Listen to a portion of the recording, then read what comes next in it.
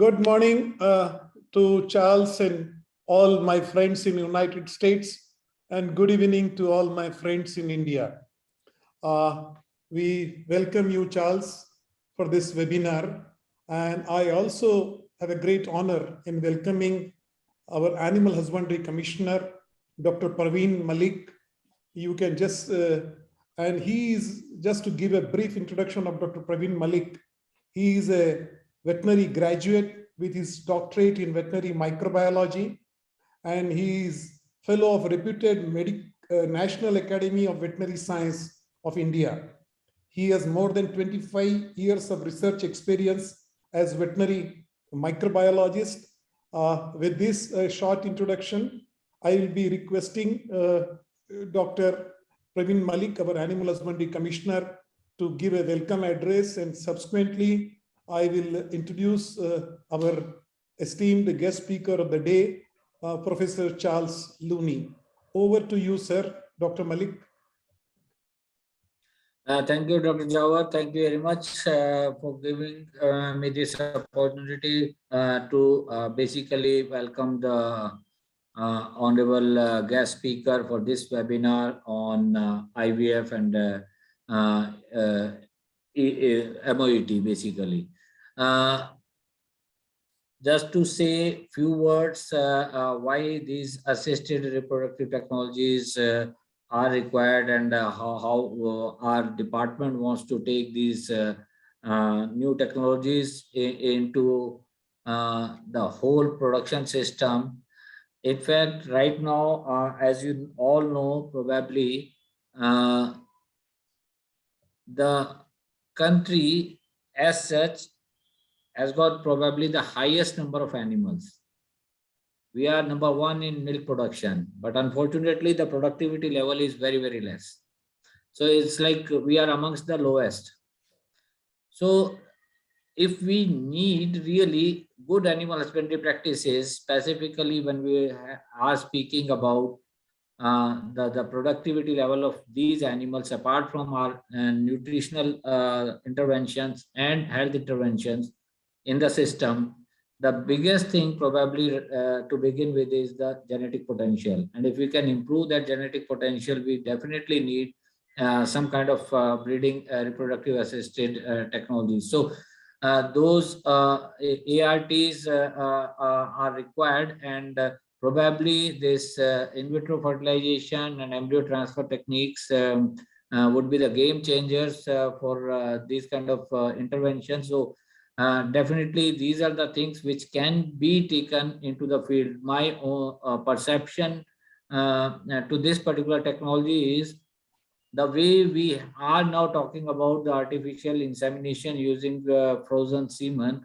Similarly, we should take this technology to the field for field application directly at the farmer's door using frozen embryos also. So if this can be done, probably we can eliminate the nondescript animals, we can conserve our indigenous elite animals, we can actually come up with better productive animals in the country, which directly will relate to the improved production and improved productivity of animals. The kind of nutritional and food requirements which are coming up in next decades probably would be very, very important to understand, and that's where we probably need these kind of technologies. So without wasting much of our time, I would like to welcome Dr. Charles Looney, who has taken given us this opportunity and taken out his precious time to deliver this kind of a lecture to our practitioners in the field.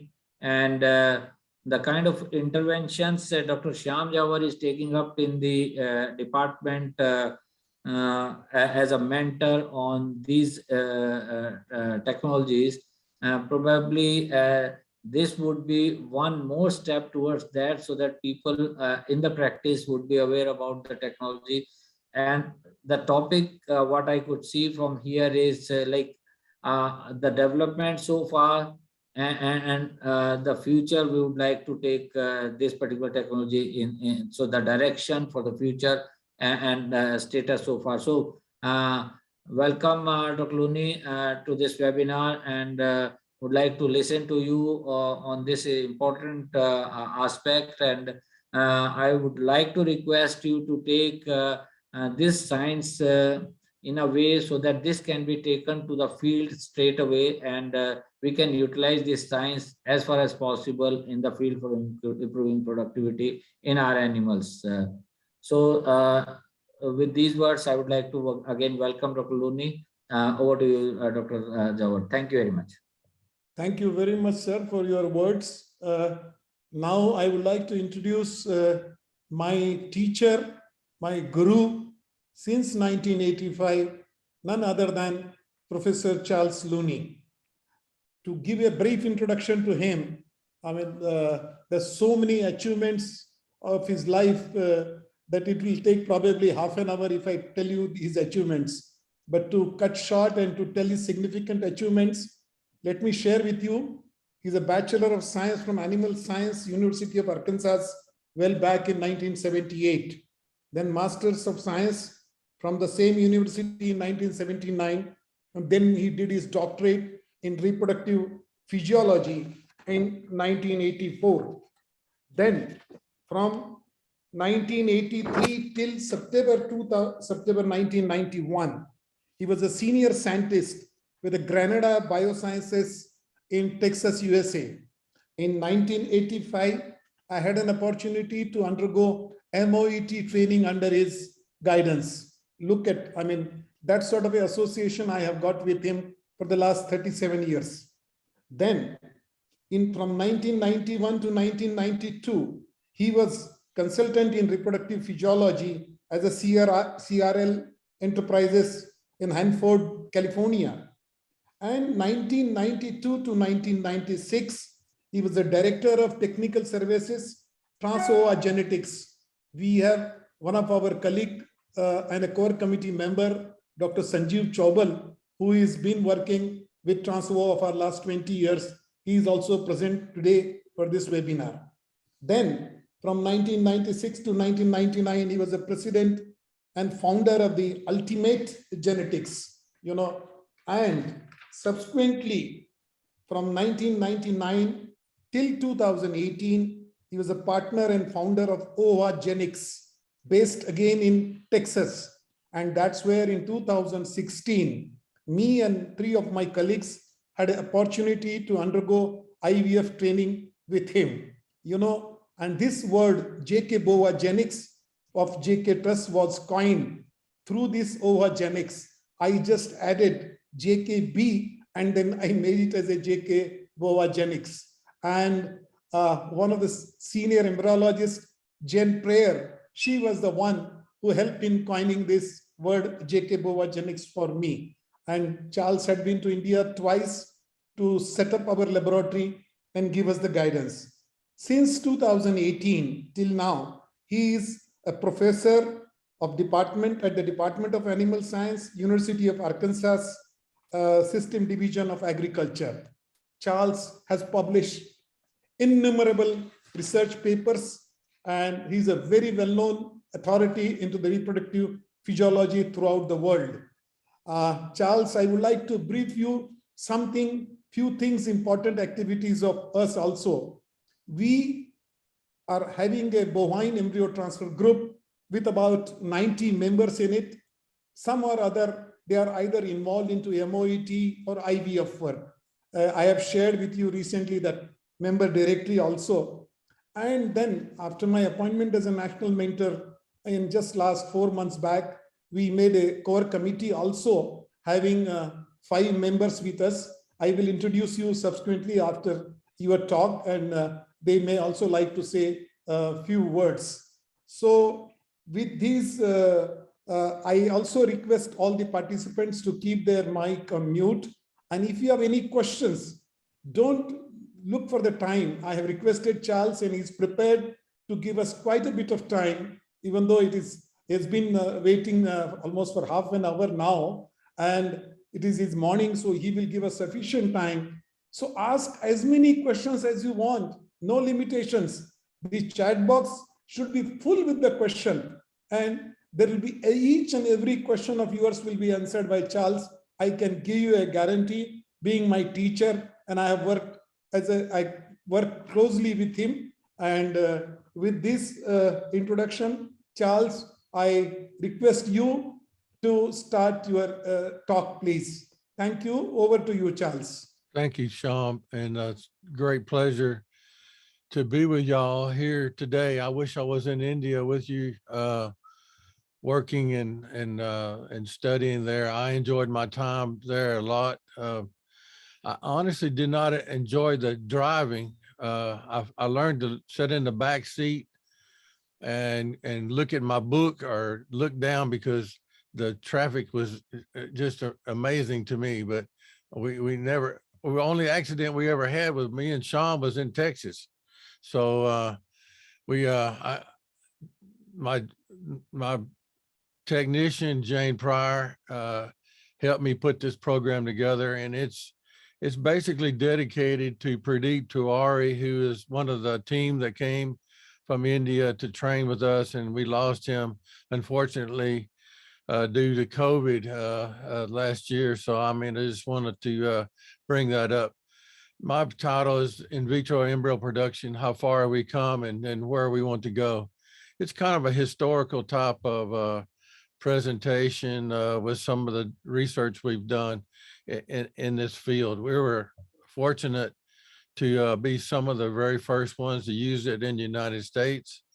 So we've had a tremendous amount of progress with this technology.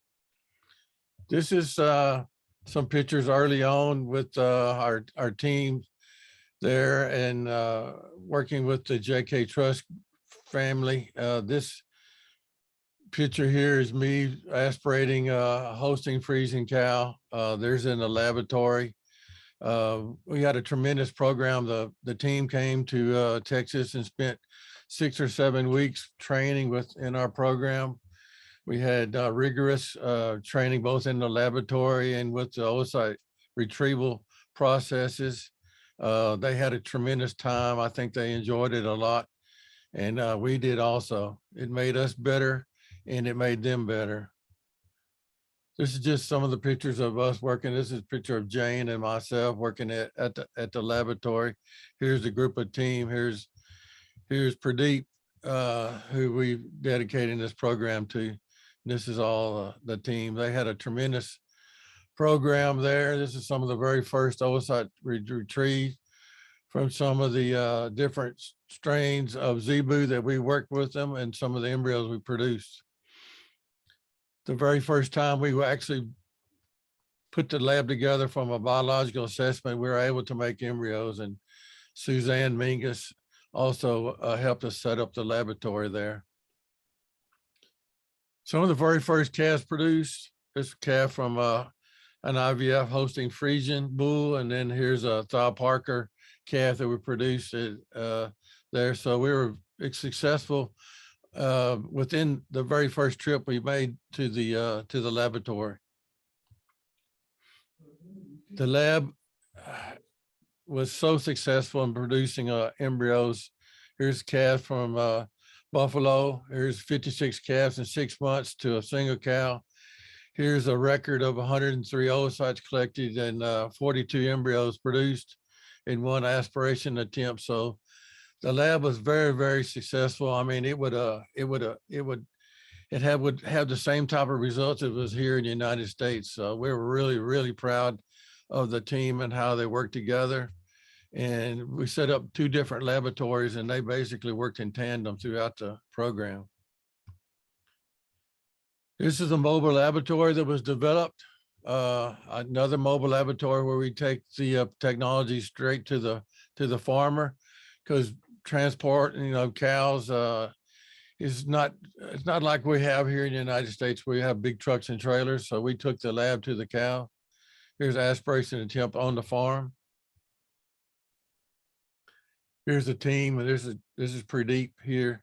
This is a team that, celebrating their accomplishments. just many hours of working together and instructing and thinking about the technology and applying the technology and the science and trying to help these gentlemen here, you know, move the technology forward. This is Pradeep aspirating a buffalo cow at the first laboratory we set up. There's the ultrasound. That's Pradeep. I think this is the Pune lab where we developed. This is the actual chute that was produced in Pittsburgh, Texas, and it was transported to the laboratory there. This is the graduation ceremony we had there in Texas. This is the team that was developing. This is a group of people that helped them do the training. This is Jane Pryor. And this is Suzanne Mingus. They both traveled to India to work with me. This is Don Waterman, who was probably the best ultrasound technician in the country. This is my wife, Catherine, and she helped us put the whole program together. Here's my IT guy. There's some visitors from Costa Rica that we have always had working with our program. This is a picture of Sham in 1986 when he came to Granada for training. This is obviously Jane Pryor working in the laboratory. Sham spent several weeks with us there doing embryo transfer and learning the ropes. I think it was one of his first trips to Texas. So we explained to him about the ins and outs of the commercial business. At that time, we were the largest ET company in the world, and we were collecting, you know, anywhere from 40 to 50 donors in a week's time and transferring 300 or 400 embryos. We've just started to learn how to do embryo freezing. This is a FTS alcohol-based freezer that Sean was evaluating there. So we've done some transitions in our program, particularly for oocyte retrieval. The word OPU was coined by the Europeans. Oocyte pickup wasn't particularly my choice of words to use for this technique. We would prefer oocyte retrieval, but you know how these things stick, and everybody uses that technology and that terminology today. But we started with laparotomy, then we transferred to the laparoscope, and now we're doing the transvaginal ultrasound guided oocyte retrieval. We started with a long needle. Cook was a company that was based out of Australia. He did a tremendous amount of work in the human field. We started with double lumen beveled needles, and then we spent a lot of time with the Brazilians, and they had a company called WTA, Watanabe Technologies, that helped us develop the short needle. So we made some big changes in our program. This is Peter Elston at Colorado State University doing the laparotomy for his in surgery. So it was 1974. So we've come a long way. Here's pictures of laparoscopes. It's in sheep. And then there's Dr. Bassari in Brazil looking at some zoo animals. So the laparoscope was instrumental in helping us develop the technology for oocyte retrieval. Some of the very first oocyte retrievals done in Utrecht University in the Netherlands, and this is Martin Patrice, who basically published the very first work in oocyte retrieval by transvaginal methods. His boss, Steph Dilleman, was complaining that they had to slaughter a cow just to get a single oocyte for developing a follicular genesis and oocyte competence. So Martin went to the human field and looked at their technology and started developing this. So he was the very first ones that developed it. This is Peter Voss, and this is Theo Krupp. Theo Krupp was one of the very first people that worked in the in vitro fertilization in Europe. He developed a complete laboratory that was in 37 degrees Celsius. So, I mean, it was very, very warm to work in that technology. We also knew that it was important to keep the oocytes warm at that time. I remember he gave me a pair of wooden shoes, and I still have them to this day. But it's this is the camaraderie and the group that helped us get really started in the techniques. Here's some of the work they use a mechanical sector scanner. Is common in the human field. This is how large this situation was. It's probably 4 or 5 inches in diameter, and very difficult to transfer into the vagina of a heifer. This is a method of which they used at that time. This is a picture of Martin with his hand in the rectum using the Aloka method that we developed. Here's some of the single lumen needle, but with a flushing channel and an aspiration channel. So this is some of the work. It was interesting to me that after watching them in Europe do the work, one person put their hand in the rectum and the other person moved the needle. And once I saw that, I said, no way I'm going to do that. If I'm going to stick my hand with the needle, I'm going to do it myself.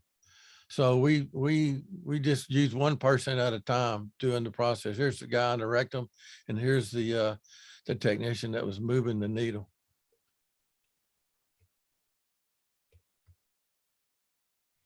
Here's the picture of me working at our Nello herd at Texas A&M, aspirating cows, in which we used to do some genetic engineering with the lower cattle. So we transitioned from the long and short needle. Here's a picture of the vagina of the cow with the cervix that protrudes out, and then we put the transducer in the so-called blind pouch. If we're aspirating on the left, we do it on the left side, we move it to the right. And here's a picture of the transducer in the vagina with the needle pierced through the vaginal wall into the ovary.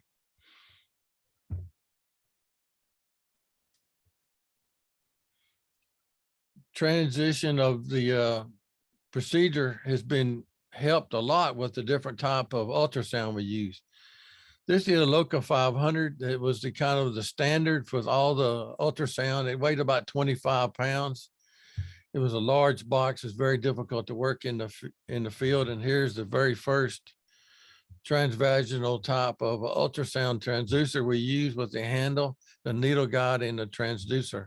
The transducer was already produced for with the Aloka company for abdominal type scanning, and we just adopted it for transvaginal. Here's a long cook needle that we use with the tubing. Other ultrasounds were developed.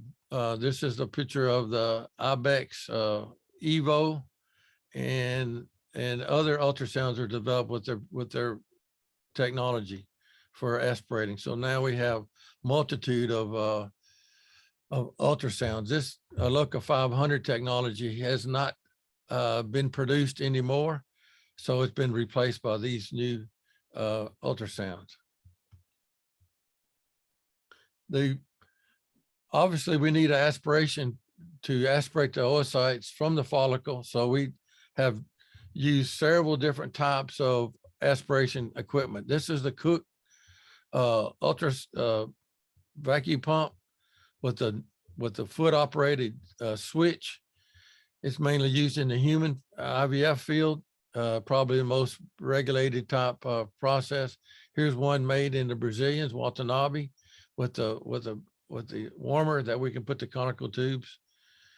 And then here's another pump that's used also in the human field by Rocket. Some of our first work we had to do was determining what's the effect of vacuum pressure on the oocyte quality. There's a paper I helped with Dr. Hassler when we set his laboratory up there in Pennsylvania, where you looked at 100 millimeters of mercury versus 75 and versus 50. As you can see, as we turn the vacuum up, we get less cumulus oocytes and more nudes.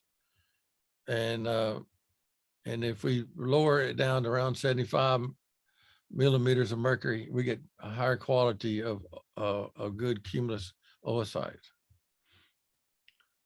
This is not the only idea that we have. We have to worry about the length of the tubing, the size of the tubing, the size of the needle, and all those kind of things work into play, trying to get the very highest quality oocytes.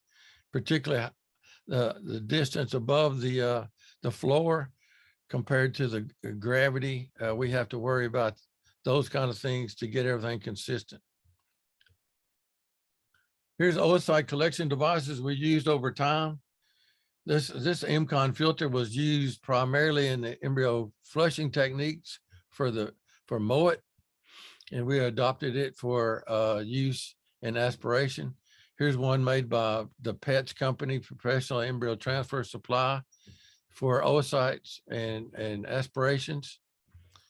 Probably 90% of the time we use a 50 mil conical tube for the aspiration attempt, and then put it through a filter because we get a lot of frank blood, and we need to separate that out from the aspiration media. And we'll put it into a gridded dish for evaluation. This is some more training we've done in the United States. And this guy, Chuck Bolin, was instrumental in helping us develop the technology.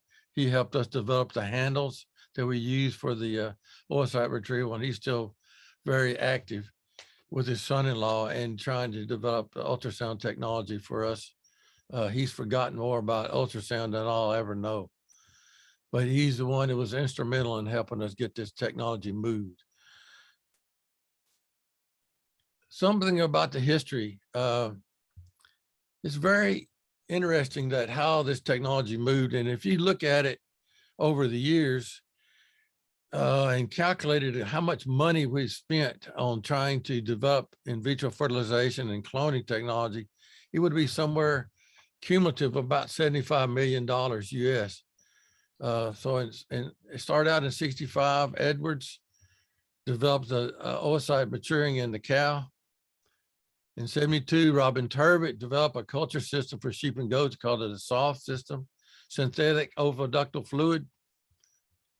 And the first calf was born by Brackett at the University of Pennsylvania in 1981. Parrish at the University of Wisconsin published a paper in 1985, The Effect of Heparin on the fertility of bovine sperm in vitro. One of the very first papers that allowed us to have a commercial methodology for doing the IVF in the cow. The first calf born after IVF using laparoscopy in rabbits was 1986. That's kind of tell you a timeline. The first lab protocol by John Parrish and his group at Wisconsin in 1986. It's still one of the largest reviewed papers in our country for his IVF. 88. This is the work by Patrice at the University of Utrecht in 1988 using transvaginal ultrasound. In 1982, George Seidel was identifying X and Y chromosomes using a flow cytometer for DNA content. In 93, bovine sex sperm was available by Cran and Poge with MasterCalf. And then we published a paper in 1994 at Transova with the focus of IVF for cows with acquired infertility problems. The first calf born in 1981 by Brackett is a Holstein calf. So some of the applications that can be used with IVF, and there's been tremendous amount of opportunity here, and we'll talk about how it's utilized in the field in a minute, but reduce the generation interval, use of prepubertal calves, pregnant cows. Probably the biggest thing here in the United States for use of IVF has been being able to collect oocytes from cows gestating their own fetus, particularly young heifers, because we don't allow those heifers to lose any time for trying to collect embryos. They're able to gestate and produce embryos and pregnancies. That's been a tremendous aspect. That, and along with using IVF semen, is probably the number one and number two methods of which we been able to grow the IVF business here in the States. Ability to biopsy embryos during development, tremendous amount of work now done in genomics. And since the embryos are grown in culture in vitro, they're a lot more accessible to this technique. We can fertilize more donors with less sperm. That's particularly useful when we're working with sex semen. So we can shorten the generation interval, and this is a picture of a Brahman cow and calf that we can flush. First flush is 1 year and 3 months. F1 calves at 2 years and F2 calves at 4 years, but in vitro, we can speed that up. We can do our first retrieval at 6 months, have our first F1 calves at 1 year and 3 months. Same time, we can just get the initial embryo. And then we get F2 calves at 2 years and 6 months. So it can move much faster. And that's what the farmers enjoy. They enjoy being able to do it faster, make more embryos for each aspiration attempt. And they enjoy using more sires in a quicker rotation. So they get a chance to do a quicker progeny test of their females. This picture shows the increase in embryo production with in vivo and in vitro. So in vivo, we have beef and Holstein. An average viable embryo collection in our hands around 6.8 per beef, 4.8 for Holstein or dairy. Number collections in 6 months is about 3. So the total number of embryos on average is 20 for beef and 14 for dairy cattle. But in vitro, we can move that up much quicker because we can aspirate these cows at a higher rate with a closer interval. So you can see the comparisons, 39 embryos versus 20 in the beef and 22 and versus 14 in the dairy. So the cattlemen definitely enjoy producing more embryos at a quicker rate using more sires with the in vitro technology. There's quite a bit of controversy about how to improve our rates, particularly with in vitro fertilization. And it's just our normal nature to try to improve and to produce more. So there's a lot of work done with FSH stimulation.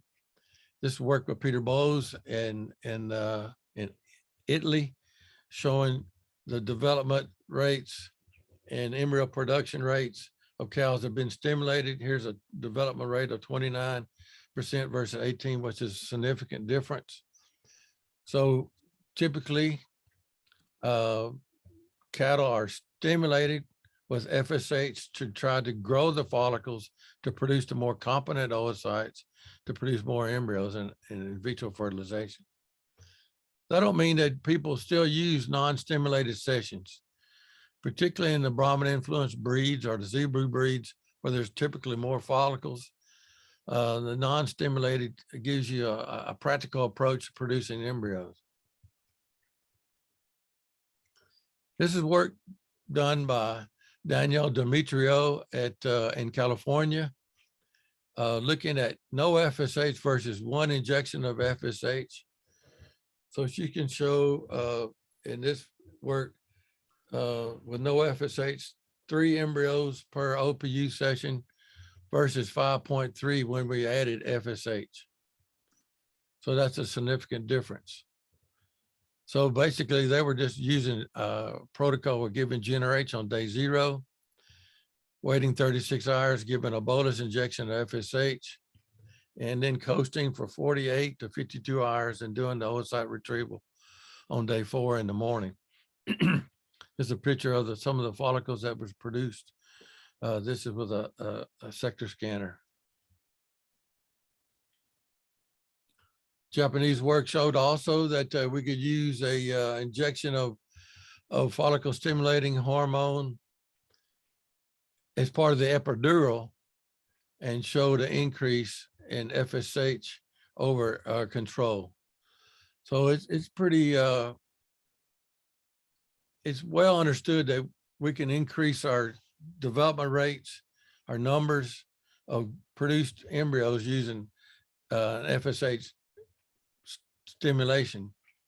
But typically, with the cost of allotropin is what it is today, it's very interesting that the controls still produce some embryos, and maybe we don't need as many embryos at a given time for the cost.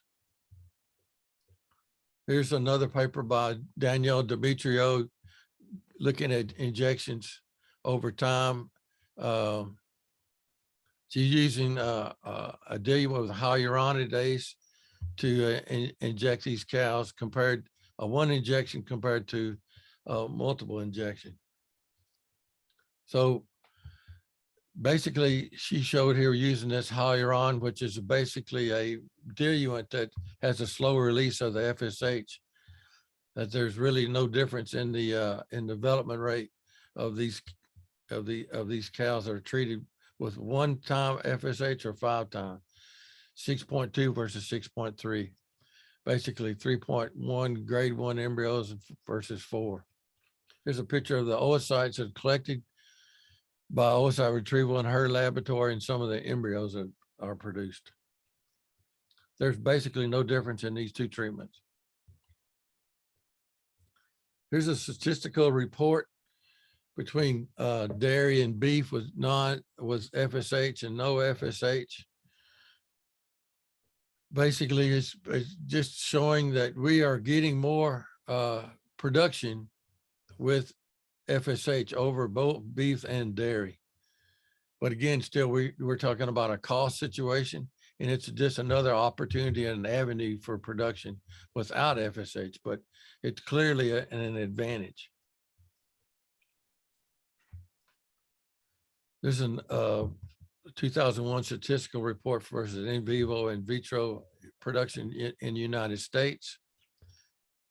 So you can see in this program here that the number of oocytes or number of embryos are frozen or are transferred fresh. There's a difference in this. It's primarily because we have some issues with freezing in vitro produced embryos. So typically, because the production of pregnancies are lower, more embryos are transferred fresh that are produced by in vitro methods compared to in vivo, where we're freezing around 70% of the embryos that we collect in vivo, and a lot of those embryos are being exported versus 36% fresh.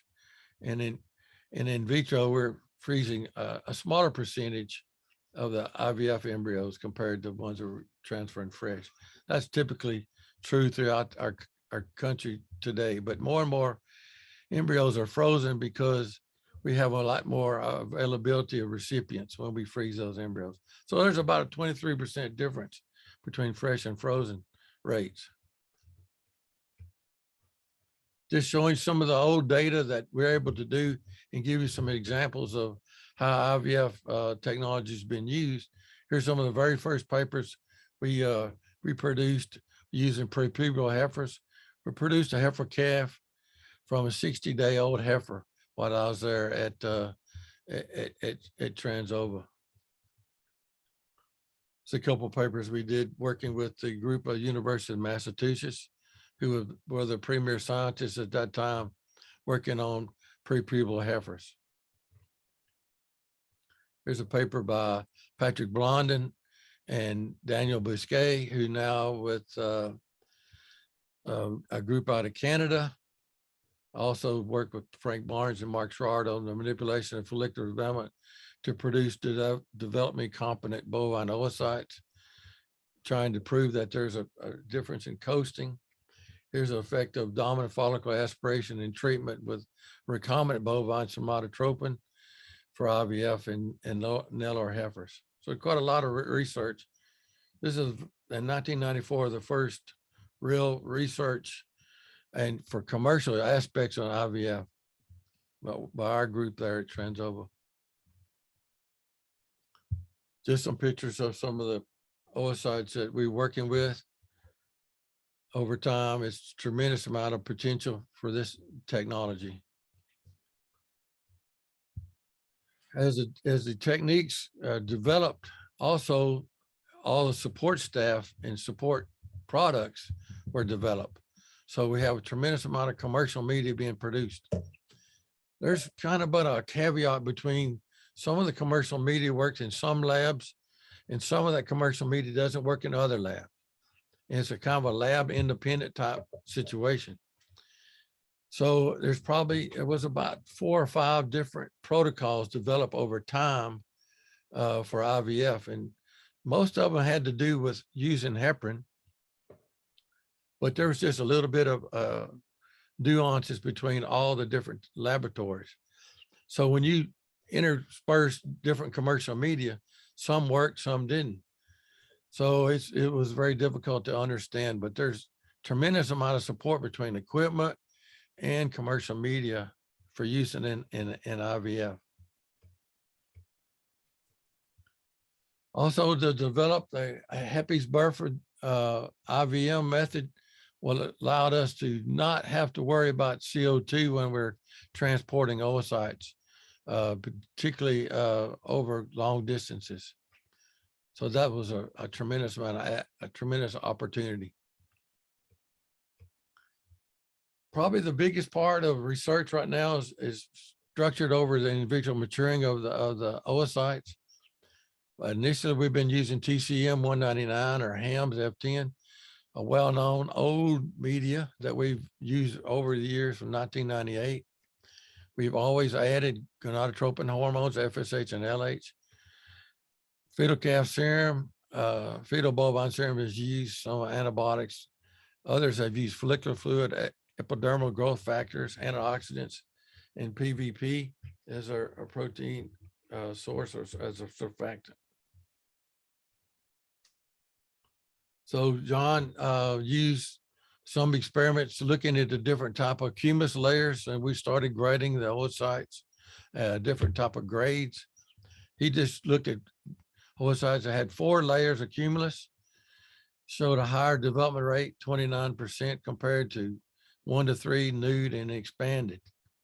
So basically we're trying to look at the number of embryos produced from these high grade oocyte types.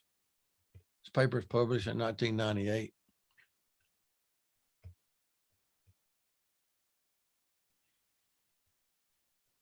This is the first paper that was actually produced with using the Heppies-Burford media, showing that it could be done, and it really opened up us an opportunity to move oocytes over long distances without using CO2 equilibration.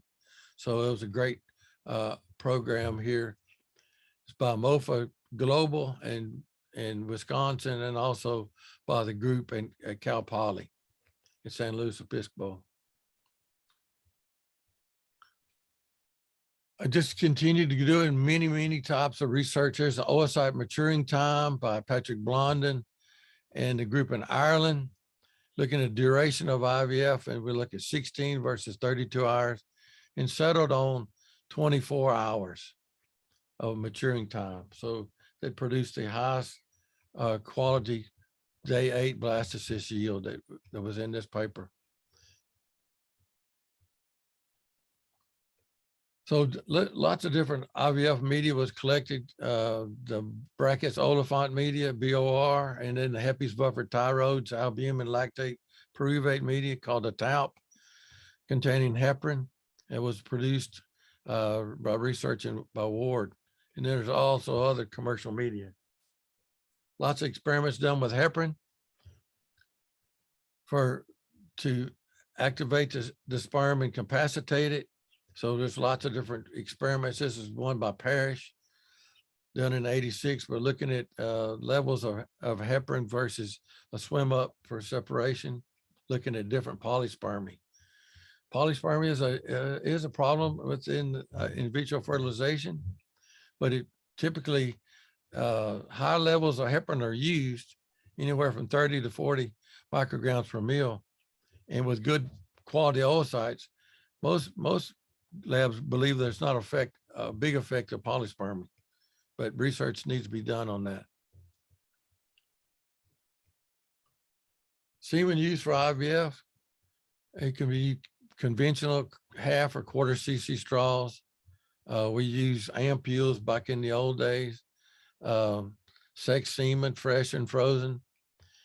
We've even, on rare semen, we've actually split the straw in half under liquid nitrogen and only use 1/2 of it. We use some very rare semen in IVF. It's a great opportunity to take some of these older bulls that their semen is limited and use it in IVF. One of our first protocols that we've done with a rare semen, I've collected, found some semen, $1,500 each.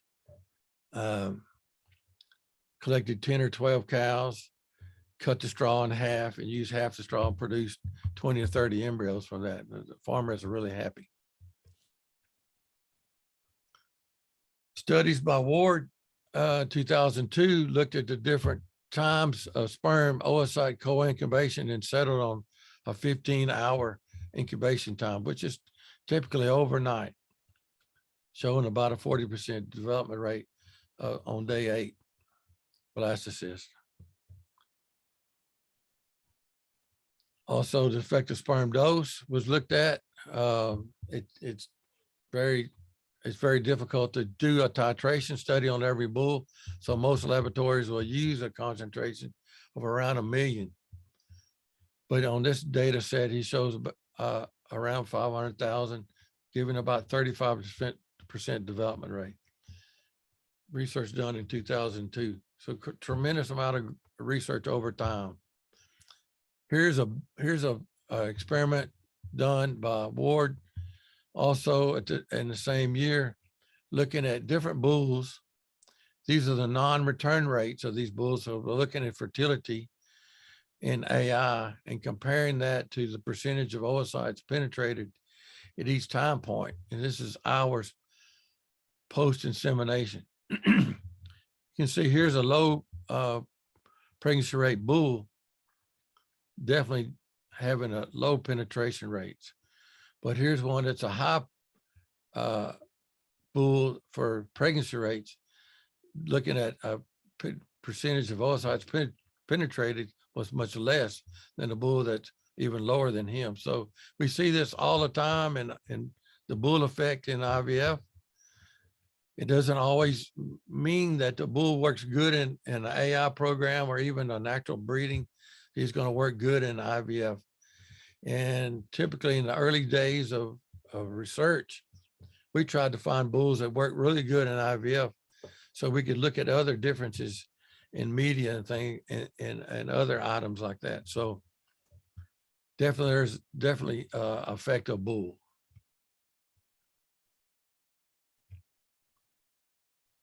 So just, we talked about the managing the utilization of conventional semen. I talked about how we can do that with IVF, and it's definitely obviously an advantage using IVF with production of semen and maintaining rare semen.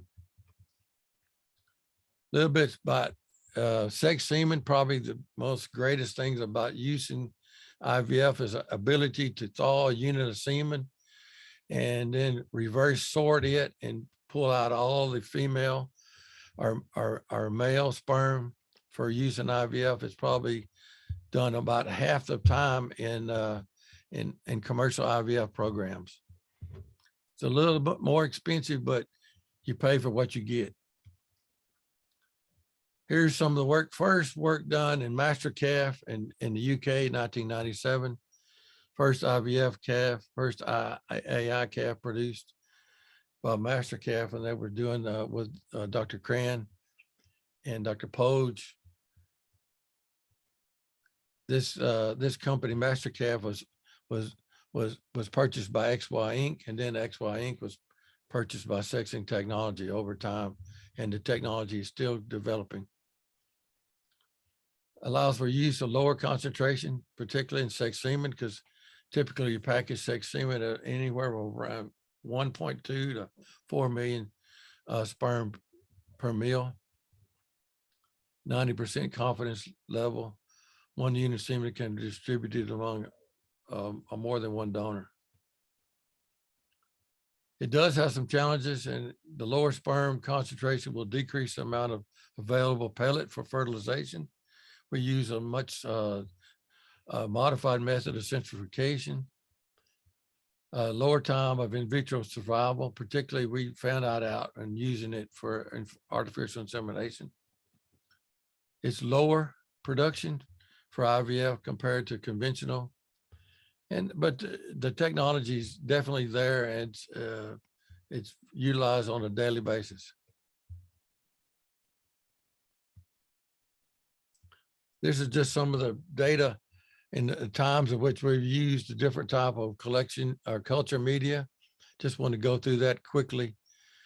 Rabbit oviduct, and here's some of the first culture media by Charlie Rosencrans at University of Wisconsin, CR1 media. There's a French medium, Mendizo's B2 media. It was co-cultured with buffalo rat liver cells. Farron showed that. We definitely had a large offspring syndrome with this type of media. Here's a more defined media by Block and his group at Florida called the BBH2. Presently, we got some, most of the time we're using a synthetic oviductal fluid supplementing with fetal calf serum and primarily with bovine serum albumin and amino acids. Almost all these media are available by commercial sources today. Some of the culture systems that can be used, a bulk system covered with oil, so micro drops, statics and sequential. Single embryos can be developed, or you can put them together with multiples. Typically, multiples are used by the sire group in commercial work. Here's some early work where we didn't really know how to culture embryos with co-culture. Typically today, no culture is being used. So this is work by Will Eilstone and Neil First in Wisconsin, using co-culture conditioned media or just TCM 199 with fetal calf serum, showing that a benefit using co-culture and conditioned media. So looking at some embryos grown in culture, typically we're on day 7, we're seeing expanded blastocyst and hatching blastocyst. The components of those media are tremendous. Even now we're looking at exosomes, we're looking at surface tension, we're looking at motion, we're looking at cell-to-cell interactions, even the amount of pressure that the embryos are cultured in is some of the experiments we're doing. What's really helped us is being able to ship these embryos for transfer, pulling the embryos out on day 6, and then the practitioner evaluate them and transfer them on day 7 using couriers and these micro-Q mini incubators. This has opened up the IVF technology to the practitioners here in the United States tremendously. These micro-Q incubators are used on a daily basis to transport those embryos from many locations.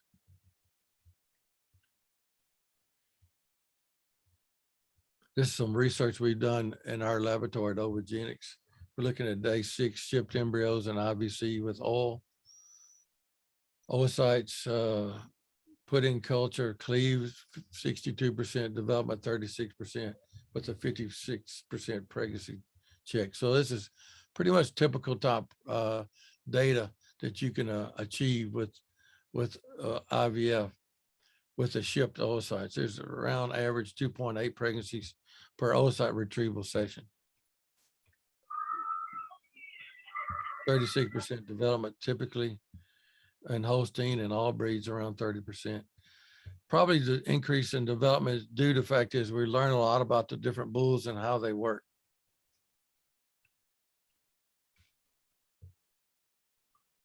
development rates and molecular composition and freeze tolerance of bovine embryos cultured in TCM 199, supplemented with hyaluron.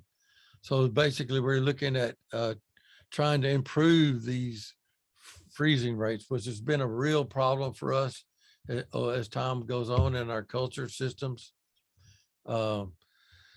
And it's probably holding back the technology a little bit, but right now we can achieve somewhere around 40 to 50% pregnancy rates, and with in vivo embryos and in vitro embryos is going to be somewhat 10% lower.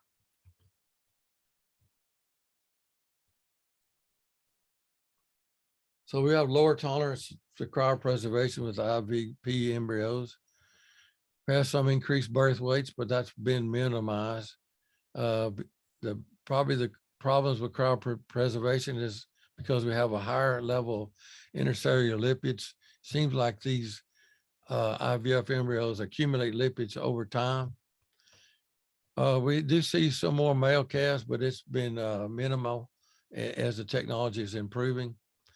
We have some decreased pregnancy rates due to some of the culture conditions. We look at some of the failure to hatch from the zona pellucida and actually use a laser to etch these IVF embryos so that they would hatch much at a higher rate. There's some pictures of some of our very first calves produced. Here's an abnormally large calf produced in IVF technology. So, but again, because we've eliminated use of serum and structured fatty acid free BSA in our culture systems, we reduce this problem tremendously. If not, we wouldn't have the success we have today in IVF. Here's a graph of looking at the IVF technology and the dash line compared to the in vivo technology in dairy. So you can see by 2020, how many more embryos are produced by the dairy industry in the United States compared to in vivo. So, I mean, it's without this technology, we wouldn't see a tremendous amount of production. And it's helped our dairymen select genetics much quicker and much more efficiently. The problem we have probably in the dairy industry for is the export, that not all countries, and even the United States, doesn't allow the import or export of IVF produced embryos. So that's some of the problems we have to overcome. Here's some of the same data over the same years of beef. You can see now around 2019, these lines crossed where we've seen in vitro production increase and in vivo decrease. This is typical data throughout the United States, where practitioners that have been doing a lot of MOIT now are on the receiving end of these IVF embryos. You can see as time goes on, we're producing more embryos over time with more IVF embryos being produced. In the United States, there's probably 3 or 4 large laboratories are doing most of the IVF, but there's 25 to 30 small IVF labs that are being developed by practitioners. So the technology is not patentable, and it's readily accessible to the literature. So you can set up a lab as long as you have the money and the time. Here's some pregnancy rates produced at Transova with fresh embryos and many different practitioners and different recipient herds. So you can look at the pregnancy rates, 30 to 40 days, ranging somewhere from 59 to 49%. But when you go back and check them at 60 days, we see some embryonic mortality, and it's always been true with in vitro for produced embryos. We have a higher embryonic mortality rate. This work was produced by John Schmidt from Transova in 2010 at the AETA proceedings. Here's some more research results from pregnancy rates, 40 and 60-day pregnancy rates, and pregnancy loss with grade 1s and grade 2, showing higher pregnancy rates at 60 days with grade 1 embryos compared to grade 2 embryos, and a higher loss embryonic mortality with the grade 2 embryos. This is some data also about transova, looking at the embryos produced per oocyte retrieval from hosting heifers due to age. You can see as we increase age in months of these young hosting heifers, that we produce more embryos over time. But these cattlemen, are particularly dairymen, are wanting to look at these genomic heifers as early as they can to get more production. And many of them never really ever calve out. They produce these embryos from early, turn over the generation intervals using the top genomic bulls to top genomic heifers. And a lot of the donors don't ever calve out. They just keep moving the generation interval to increase production.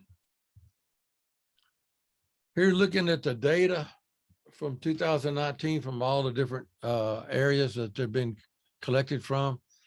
So you can see, you know, where we collected data from IETS from these countries in yellow. Here's some data from 2019 from producing in vivo and in vitro produced embryos, looking at all the different regions of the planet. South America, cattle, 430,000. I don't know where that came from. Here's some more data looking at the different regions for donors of dairy and beef.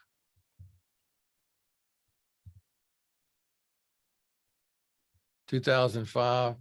Look at here, transferable embryos throughout the whole world, over 1 million. So it's starting to look pretty sure that IVF technology is here for forever.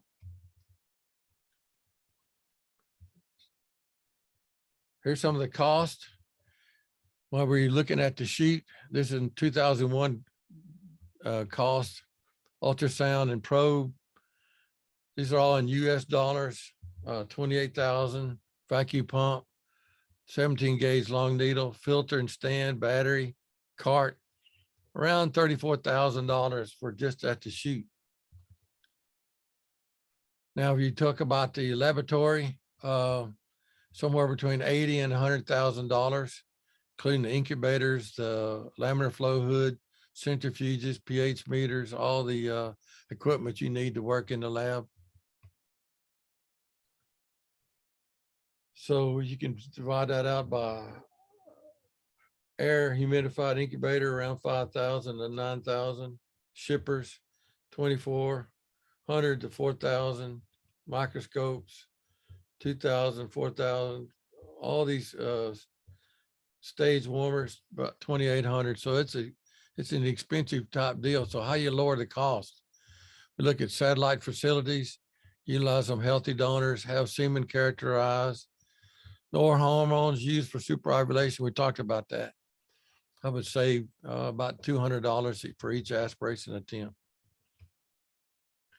We routinely, the large companies aspirate large groups of donors at a given time. Here's some ideas on some research that can be done for the future. Sperm selection assay to increase parameters of capacitation, DNA integrity, and lower oxidative stress. Probably the most important thing to focus on today is identifying mechanisms for oocyte competence and improving in vitro maturing. I think the weakest link in the whole and IVF system is from collecting the oocyte from a healthy follicle, producing a competent oocyte and then get it fertilized. We seem to be pretty adept at producing fertilization components and also culture. But one of the things that could be utilized is a way that we could collect oocytes and arrest those oocytes over a period of time. And then when they get to the laboratory, they can take them out of the resting media and start the maturing media. And that would give the laboratories a lot more flexibility. Right now, we aspirate these cows at a particular time, and that sets that clock off for when the laboratory has to do fertilization, when the laboratory has to do culture and all that. If the laboratory was able to control that, independent of when the cow was aspirated, that would be a tremendous amount of opportunity for our labs. Additional methods for extended sperm storage, such as lyophilization, would be a tremendous amount of opportunity. Additional methodology for separating sperm cells and improving the fertility of sex-separated sperm. The role of seminal plasma and the microbiome on uterine environment in embryo development is a really future research component. Another mechanism by which reproductive technology affects offspring health and performance needs to be studied. Tremendous opportunity for embryo biopsy for genetic EPDs and genomics. We're looking at electronic ID of livestock right now, from birth to the slaughterhouse for genetic selection, and obviously lots of research done with CRISPR-Cas9 for injection and electroporation. I want to acknowledge Shams Anwar and the government of India for giving me the opportunity to do this webinar. Also want to thank Jane Pryor at Texas A&M for all the help she's done, probably the most adept embryologist that we have in the country. And Adrian Dinan of WTA for helping us with the equipment of this program. Thanks a lot. Thank you. Thank you very much, Charles, for such a wonderful and such a excellent talk which we have given. And before we move to the question and answers, I would like to just brief you about the current status of IVF in India. We have got about 20 IVF labs which are functional in India, and they have been into the function since, I can say, from 2018-19. So not much work is being done, but they are at the initial stages, and everybody is trying their level best. And we have got about 8 private labs which are coming in. So this is the structure, and we are looking for increasing our rates from all aspects. You have a lot of questions, Charles, into the chat box, and I request all the members who are attending this talk to kindly ask as many questions as you want, and don't miss this golden opportunity of getting answers to any of your questions from Charles. It's really, we can spend quite a bit of time into question and answers. Before I request you, Charles, to look into the chat box, and I will not come in between way of you and the persons we have asked the questions. I have just to start with 2 questions which probably have many of the members might have asked. Charles, just to tell you, we have a Yeda also. I can see she has also joined from Brazil. Yeda, you are most welcome to come in, and if you have any questions, you are also most welcome to ask. Everybody, many of the persons, many labs into country know about Yeda. Now, Charles, I have 2 questions which is bothering to every one of us. Number 1 is this: how do we improve the pregnancy rates with the frozen in vitro embryos? Still in India, we are not able to cross the range between 20 to 25%. That's really, I can say, maximum limit. But as in your talk, I noted that you have got about 41% pregnancy rate with the in vitro and almost 64% with the in vivo embryos. That is my question number one. And second question, with the type of logistics which are involved in our country, for going for embryo transfer, not like we have an organized sector. I mean, as to how many hours can we keep fresh embryos into these straws, like when we are carrying into this micro-Q incubator? Is there any research or are there any papers relating as to how many hours and the related with the pregnancy rate as to maximum how many hours you can keep fresh embryos before you into the straws? So this is my second question. And then you can kindly visit the chat box. A lot of questions are waiting for you to be answered. You can directly see the questions and you can answer them. Over to you, Charles. So I think the question on frozen embryos and pregnancy rates. So you go back into the early days of frozen embryos, we were making moed embryos, getting high pregnancy rates, but our freezing methodology wasn't very good. So we had to learn different cryoprotectants. But, pregnancy rates is pretty simple. What's most important is the embryo quality. The second is the recipient quality. And the third is the person that's putting the embryo in the cow, the technician variable. So those three things working together. If you put a good embryo, if you produce a good quality embryo, frozen or fresh, put in a good recipient, your pregnancy rates should be acceptable if you have a good technician. So it all works together. I mean, the embryo has to be a good quality to give the signal to the recipient cow that it's a viable embryo, produces that communication to produce a pregnancy. I mean, it has to do with the quality of the embryo, no question. Here in the United States, only grade 1 embryos are frozen, and because of the disparity between grade 1 and grade 2, has to do with the number of actual cells that the embryo, it has to make that signal and that connection on maternal recognition. So only good grade 1 embryos.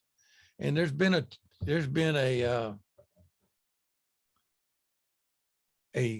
movement in the embryos, because most IVF embryos are more advanced.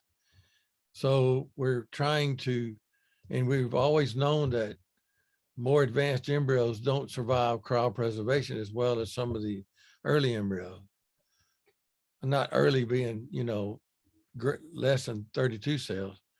But if we're going to freeze an embryo, it's probably better to freeze a late moria, early blastocyst than the expanded blastocyst. So lots of different mechanisms have been done. One, they started adding sucrose to shrink those advanced blastocysts. That was one of the things that was useful. We never did find it as useful as some other labs, but I think it's the quality of the embryo, and it has an effect all the way from the oocyte maturing system all the way through the fertilization into the culture. I mean, by limiting the serum, by far improves the ability for that embryo to survive cryopreservation. Forgot all the other questions you asked me, but the other one was what? Yeah. Oh, how long that embryo can stay? Yeah. Well, I don't know exactly the answer, but I've kept embryos in a straw, in vivo embryos, for more than 12 hours at room temperature. And an IVF embryo is, I clearly will drive 2 hours with the embryo in an incubator in a straw, in holding media.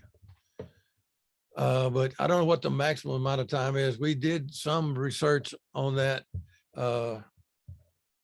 And I'd have to find that data, but you know, I'm getting really nervous when I'm over 4 to 5 hours with that.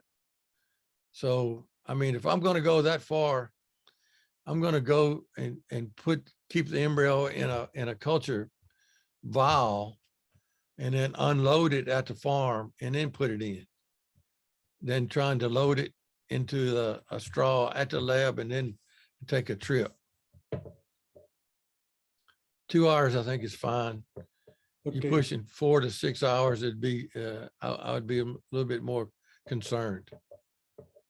Charles, I just want to ask you one thing, you know, about this grading of the embryos. What we have noticed when we working with the IVF embryos, normally you see always very good embryos, you know, like they're beautiful blastocyst or expanded blastocyst. So I don't know, even in India, as to how many of us are really grading those embryos like grade 1 and grade 2 and discriminating for the point of view of freezing. I'll appreciate if you can just put some more light on this, a grading of the IVF embryos, please. Yeah,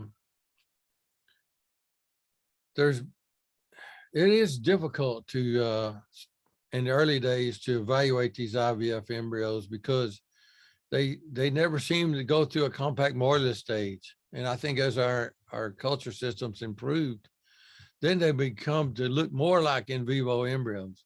That was always the gold standard to evaluate.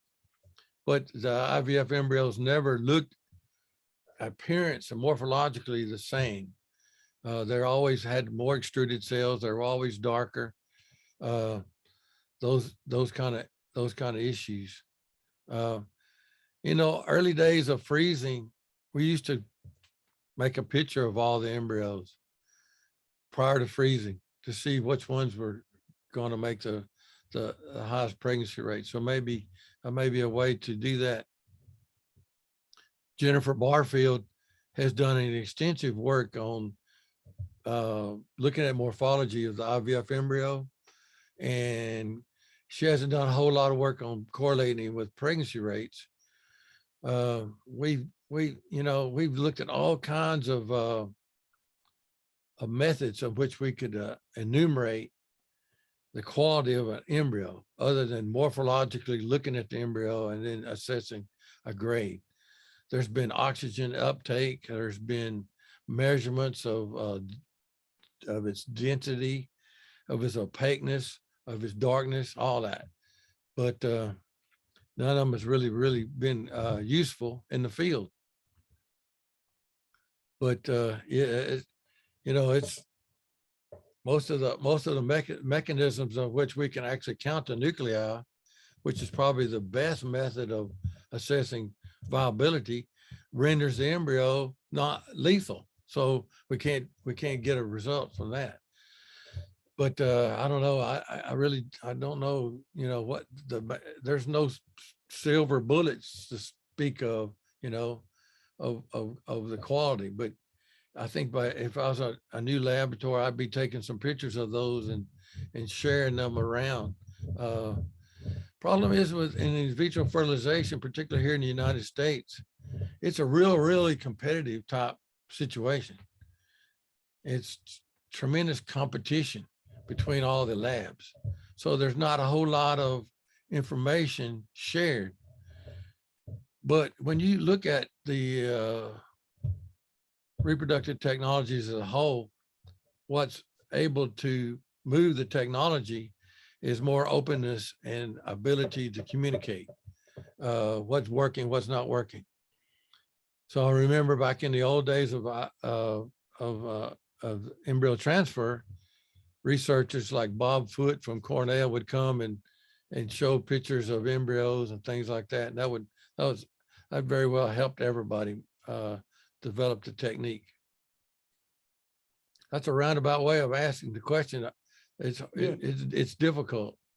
Charles, now, sorry, again, just in continuation of that, say if we look at the day of IVF as a 0 day and we look at the embryos on 7th day, if you just bring it back, say 12 hours earlier and try to see the embryos earlier so that, as you say, they are in a little early embryonic stage or late morula stage, can these IVF embryos, if we freeze such embryos, will our results of the pregnancy will improve? Do you think that way?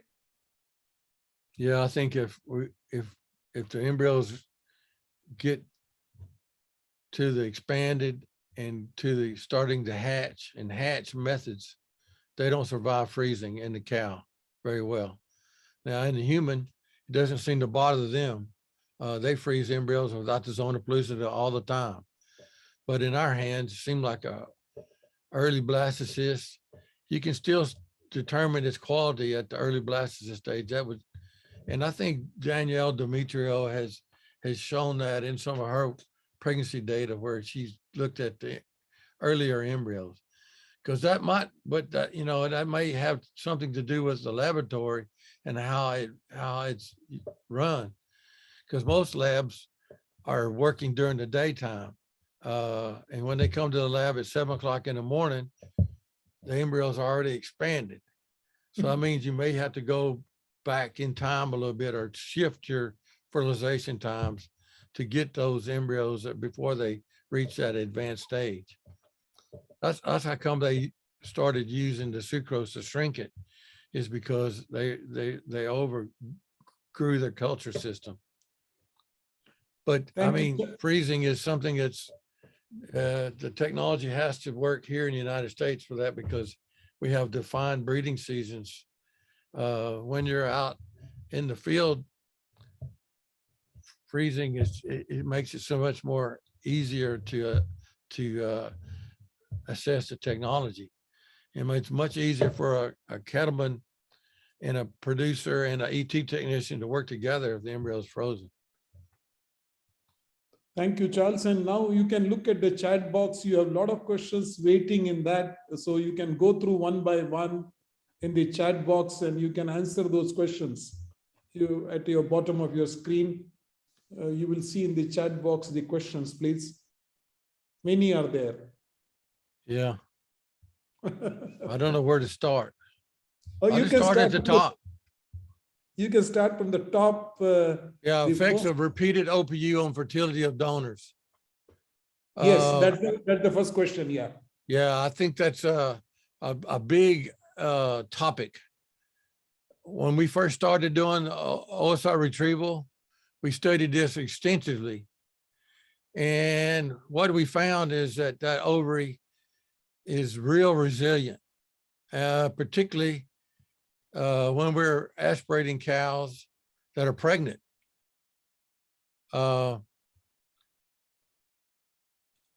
Definitely on repeated aspirations, I'm talking about over years, the ovary has a lot of scar tissue and it encapsulates with this scar tissue, which is a problem.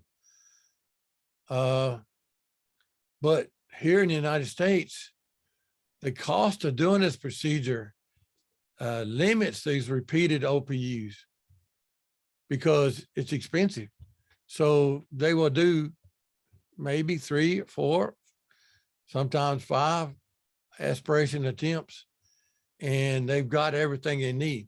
But I know for a fact that we aspirated a Angus donor over, I don't know exactly know how many years, but close to 3 years, and to a point where we could see a tremendous amount of encapsulation of that ovary. At that time, we're using 17 gauge needles, long needles, and we were doing dominant follicle removal, and then doing an FSH stimulation, and then doing aspiration and after coasting. But it does have some effect. There are also some risk in OSI retrieval. I would say it's minimal, but I've had, probably in my lifetime, 4 or 5 donors that actually bled out because they had a clotting factor disorder and we didn't realize it. And because we were doing this aspiration, you get a lot of frank blood and you have some problems with that. I've also have done just a single dominant follicle removal on a young heifer and caused a hematoma on the ovary, and that caused infertility. So it's out without risk, but they're minimal. What should be the ideal interval between 2 OPUs? I think the research is no more than 7 days, but routinely they're done twice a month, every other week. And that's just due to logistics. And with stimulation, you trying to get as much as you can and then give the donor some time to recover, and then we start again. Is vitrified embryos the answer for countries like India for field use? Can this technology be made commercially viable in a country like India? If we could vitrify embryo with the direct transfer methodology, yes. But without a mobile lab going to the door of the farmer, vitrification requires a lot of embryo handling, particularly upon warming. I believe vitrification is the answer to improving the cryopreservation, but it's very difficult to do.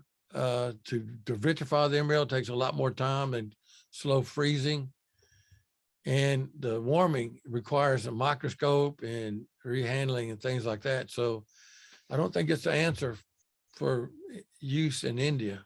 It's not even being used here in the United States. So I think it's a better cryopreservation method, but because of its need to be warm with the microscope, it's going to limit its use. Anyway, out for low pregnancy rates with frozen IVF embryos. We already talked about that. It has to do with quality of the embryo first, quality of the recipient second, and quality of the embryo transfer technician third. The embryo transfer technician is important. I was involved in work with the transition between surgical transfer and non-surgical transfer. So I worked with a guy from UK. He was probably the best surgical transfer guy out there. And we did kind of, when I was working at Granada, we compared. And I mean, he'd still, if I transferred 10 embryos and he transferred 10 embryos, me non-surgical, him surgical, I'd be home in bed by the time he finished. And my pregnancy, he might have got 1 pregnancy more than me, but the time it took and the cost it took, it wasn't practical. But it has to do with embryo quality. That's probably I would stress that for his pregnancy rates. For getting better pregnancy rates with sync protocol, which is considering OPU and recipients on the same day versus IVF and recipients heat day. Here in the United States, because these embryos are much more advanced than what they normally on day 7, we're seeing expanded blastocysts and hatching blastocysts with IVF. Those leading stage embryos are more advanced than ones from the MOET. We always produce recipients that are in heat on day 8 when we transfer the IVF embryo on day 7. So that's increased our pregnancy rates a lot here in the United States. So we we routinely want the recipient in heat at least 1 day ahead of the embryo. What about using the technology and testing the fertility of a bull? Yeah, it's a good, I thought every bull stud would have an IVF lab just for doing that. But it's just, it's like going to Vegas, and it's a big risk, and it always, it's sort of correlated, but it doesn't tell you a bona fide use of that bull for fertility. So many bulls work good in AI and natural service that don't work very well in IVF. The ideal aspiration pressure to set in, and how would you change the needle lumen diameter? Yeah, that's a good one, because it's not only the pressure, it's the length of the tubing, it's the diameter of the inner diameter of the tubing, it's the diameter of the needle, it's how many meters above the floor does the pump set at. That's all that sets up with that.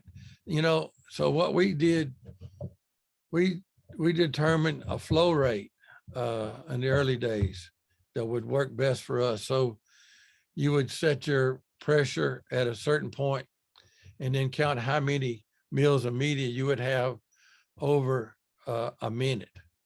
So it's around 21 or something like that, mils per minute. That would give the best aspiration technique. And we did that with ovaries and on the countertop and aspirating at different pressures with different lines and all that. And luckily the human people helped us a lot in that regard. Major precautions and various steps to be taken during the technology at high altitude. Yeah, I don't know about this. This is something I have never, I know they work in Colorado. That's probably the most high altitude that we have. I really don't know that answer. I think, Charles, you have to lower down the oxygen probably into the. Yeah, maybe. I think so. And then, Yeah. you know, I know Nada, Yeda's done a lot of work on pressure in the culture device too. Yeda is here. She can comment. Yeda, can you please comment? Come in, Yeda. She's here. Yeda, would you like to comment? Yes. Please go ahead.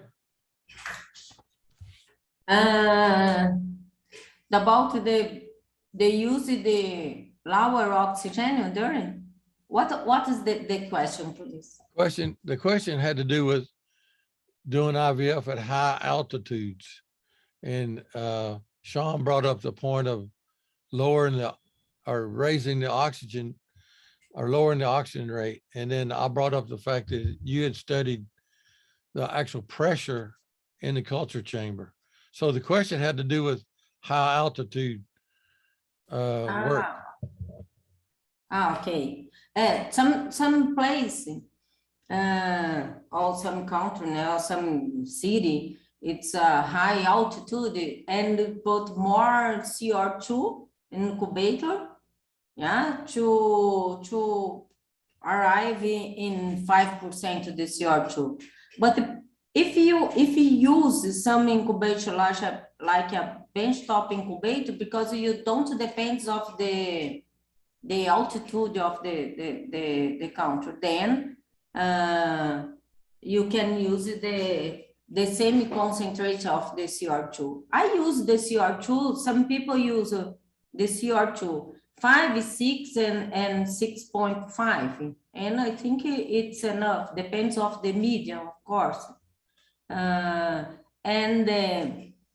When you use the incubator to benchtop incubator or some pressure inside, this is continued, then it's okay.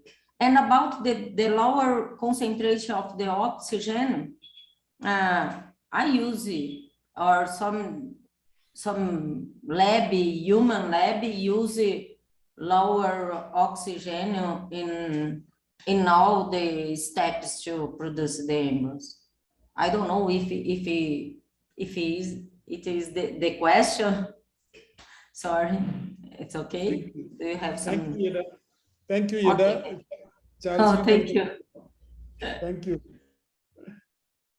You can continue, Charles, with the rest of the questions, please. Okay. I need to go find them. There's a lot of them. Yeah. Maybe you can go through the questions and instead of replying individually, there could be some common questions and you can reply like that. Okay, hold on. Here's one that's asking about how to check a new bull to use an IVF.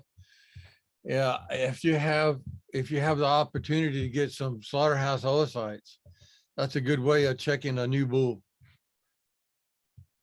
That way you select the oocytes for quality from the slaughterhouse.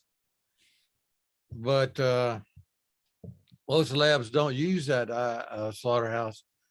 Most big labs, if they do any slaughterhouse, they're doing it in a different laboratory because they don't want to have a problem with any disease transmission from the slaughterhouse. But yeah, but there you can use. In India, we can't get slaughterhouse ovaries in India. Yeah, that's true. Sorry about that. But yeah, once you start using a bull and it gets lower results, and you're probably going to ask that producer to change the bull. If you don't want to do it, then you got to start working on trying to change your concentration of sperm, change your heparin content, change your fertilization time. There's a lot of things variables you can work with. If I want to make our own media, which IVC media should we start with? Yeah, like CRBO-SOF. Most everybody has a base media of soft. Yada makes a really good media that a lot of people have good results with. And it's commercially available. That's you know, if it was me, if I was going to set up a new lab somewhere, particularly in India, I want to start with some consistent media, because if you make media every day, it's very time consuming and it's very variable. And it's cheaper to buy media than to make it.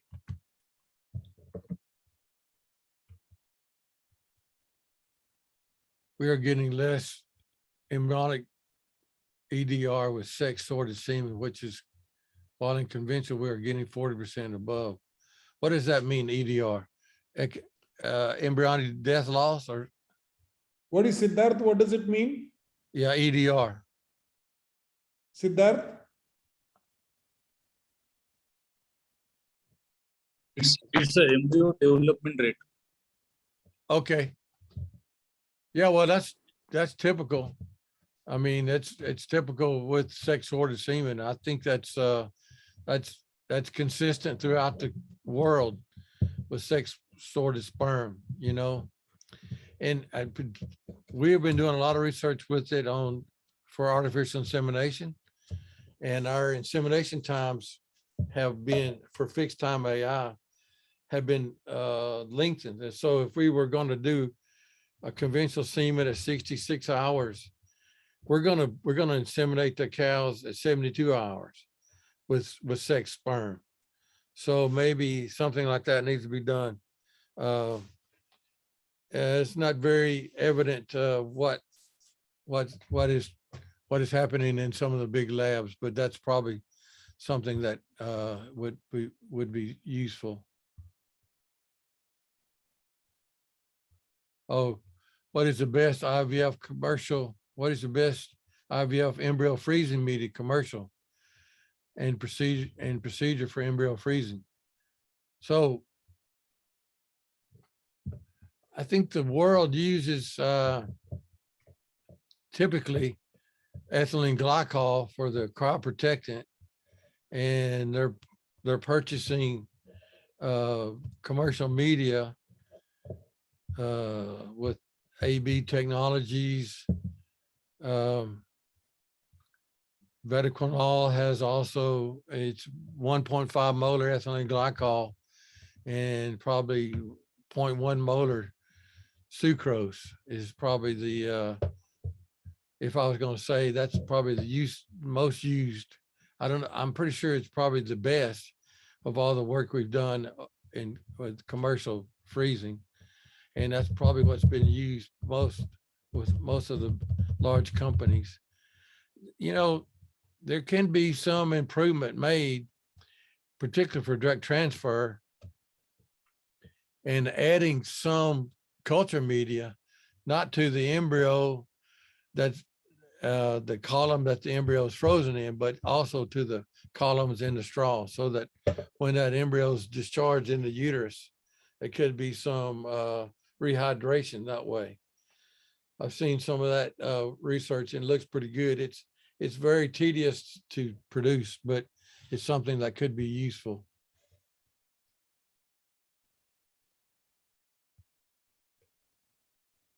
Suggestions to reduce abortion by IVF. That has to be embryo quality. I mean, it's something that we routinely deal with. It's something we just have to live with at this time, but it has to do with embryo quality. The poorer the quality of the embryo, the higher the abortion rate. It says, I have a Loca 500 machine. How much pressure will I set the vacuum pump and how long the tubing? So I think that the vacuum pumps needs to be somewhere around 75 millimeters of mercury. I don't know about kilopascal, but the tubing should be around, it can be minimal, but it probably 2 foot or 3 foot to be useful. But flow rate is a big deal. So look at the flow rate around 21 mils per minute. What should be the ideal OPU intervals and non-stimulated? Yeah, I think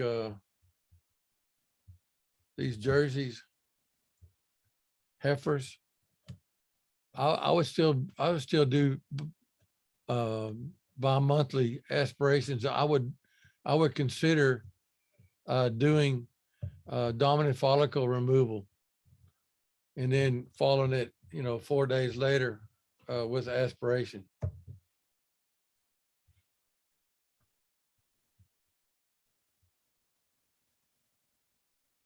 Oh, here's one. Do clone bulls are used for USA for IV EP methods if needed? Have any guidelines on using clone bulls for production? Man, I don't really have any experience with using clone bull semen for production for IVF, but I'm sure that's been used, but there's just so few clone bulls today, even here in the United States. So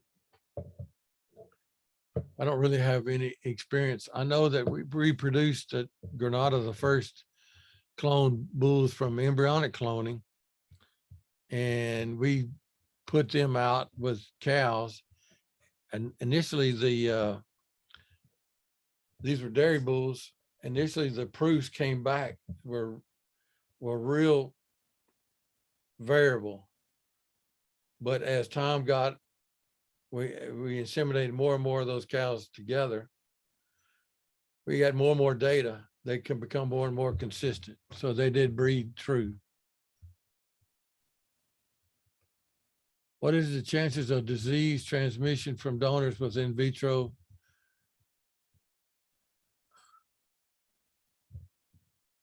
In vitro and in vivo produced embryos?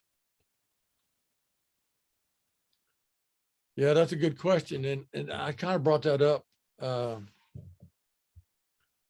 with the issue with IVF. So in the early 80s, Stringfellow and Gibbons from Auburn University produced a paper with in vitro produced embryos from slaughterhouse oocytes. And they found that there were BVD could be detected in the embryos, and obviously it came from the slaughterhouse. That's the only paper that's been published with disease transmission and in vitro fertilization. But now today, we collect embryos from live cows that are tested for all the diseases, just as if we do for embryo export with in vivo methods. So I don't think there's any difference. Obviously, the components that we use in culture and in fertilization are some biological produced components like serum, like bovine serum albumin, which I think can be rendered free of disease. But yeah, I think, I don't know, it's kind of a toss up which one would be the worst or best for IVF. But one of the research projects that we're interested in is trying to qualify that IVF embryos are just as safe as in vivo embryos when washed 10 times and the donors are tested, because that's hampering the ability for us to do international trade with embryos. Should we synchronize follicular wave before OPU? Yes. And can we do it on a random day of cycle? Yes, you can. There's always been an issue with the corpus luteum, and corpus luteum produced on the ovary takes up room for the follicles to grow. And if you aspirate through that CL, you can get a lot more frank blood. But it seems to be that progesterone is important in the to get optimum development. And we've all seen improvement of our culture system and our development rates with pregnant cows over open cows. Yeah, we definitely should do the synchronization of follicular wave. You can use GnRH or estradiol, or you can do the dominant follicle removal.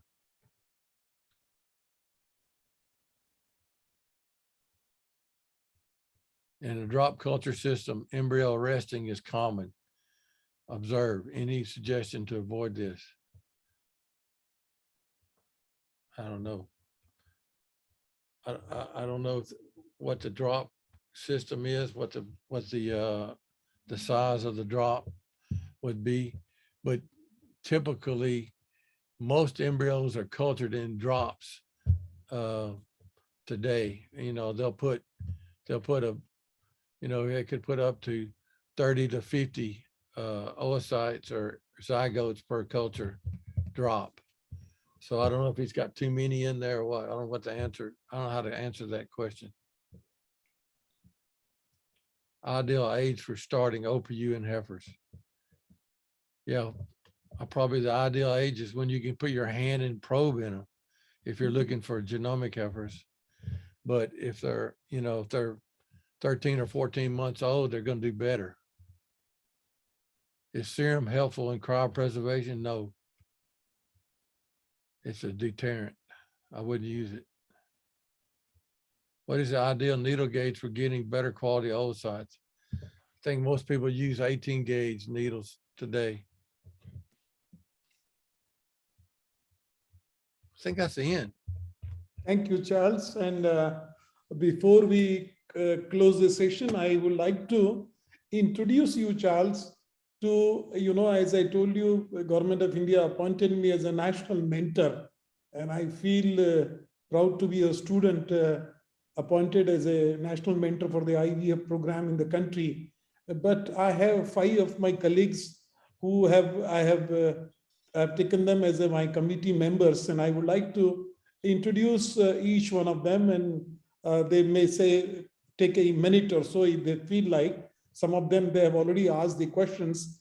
Let me introduce Charles, the first out of the 5 members. I would like to introduce to you Dr. Sanjeev Chaubal.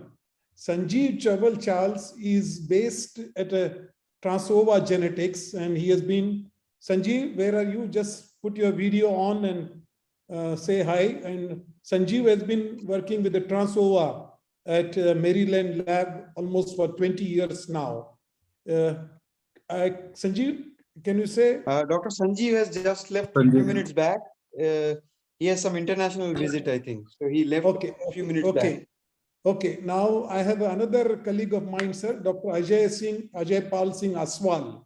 He has been also there in this field for almost about 20 years, initially with the MOET and now with the IVF. Dr. Ajay, you want to say hello, and Sir, if you want to ask anything? Sir. Yeah. Hello, sir. You already, I think, asked a question. Good. Yes, Thank you. Yes.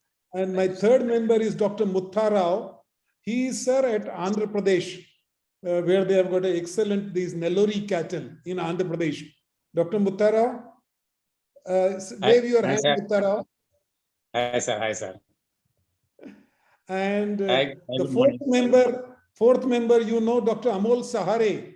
He is here. You know Amol very well. And then we have, who is left? Muttara, Sanjeev, Siddharth.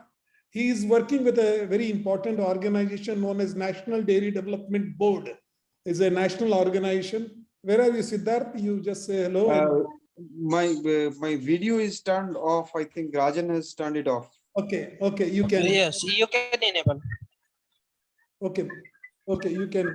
I think you have asked quite a few questions, Siddharth. So Yes, do you want yes. to say something? No, it's very wonderful listening to Dr. Looney because I'm following his papers for a long time now. It was wonderful hearing you, sir. And definitely down the line, we'll keep in touch and we'll learn from you, sir. Thank you. Thank you for a nice presentation. And to conclude, I really, Charles, I'm really so thankful to you. And all of you, my colleagues, have seen Charles is an encyclopedia of anything you ask. He has got an answer for everything. And Charles, I really appreciate you to be my teacher for so many years.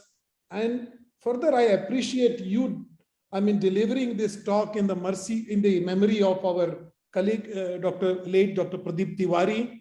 And Pradeep has been a great national loss to us in the country. And I at least have enjoyed so much working with him. He was with me for almost 10 years into JK Trust. And so really we miss him every day, and we pray Almighty to rest his soul in peace.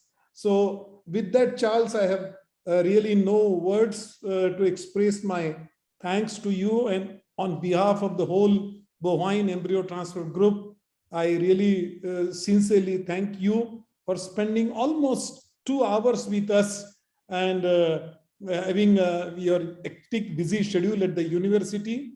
And many of my colleagues, I have already shared with you the latest directory of embryo transfer group members, which I have sent you on WhatsApp, and that has got all these 90 members, majority are attending, and we have people attending from all over the world. Many of them have logged in through the YouTube also. And Yeda, I'm also thankful to you for joining this. And Charles, definitely we look forward to see you again in India, so we can have some sort of a convention of our all bovine embryo transfer group. And so that will be wonderful. So with this note, I think if there is not much to say, already taken your 2 hours. Once again, to conclude it, on behalf of all the group members and from the whole country representing Government of India, I sincerely thank you very much, Charles. And have a good day. Have a good day. You want to say something, Charles? Please. No, I just want to say thanks for everybody. And I really enjoyed my time in India. I mean, it's nobody not many people get a chance to go and work with the people. The people are very, very hardworking people, very intelligent.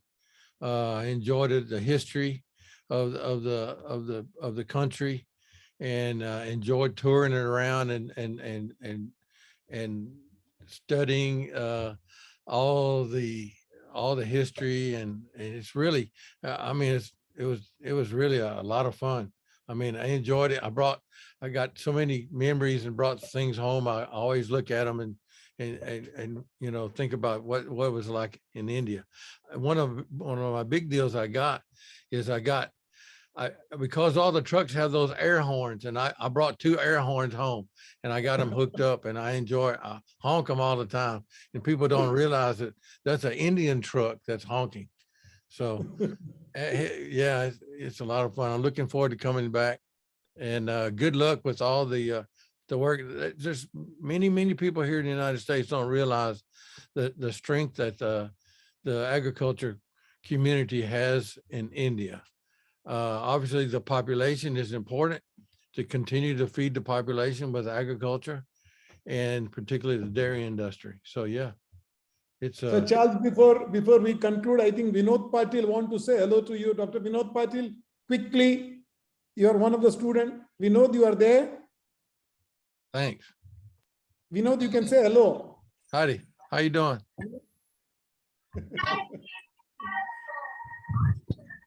So I think he's been there. Oh, I think he is left, sir. Okay. So Charles, anything you want to say something, or we conclude it? No, You I'm say? fine. Finished. Good. Thank you. Good. Appreciate the Charles, time. Thank you very much, Charles, once again. And I'll say this session is closed, and have a good day to you, and good night to my colleagues in India. Thank you.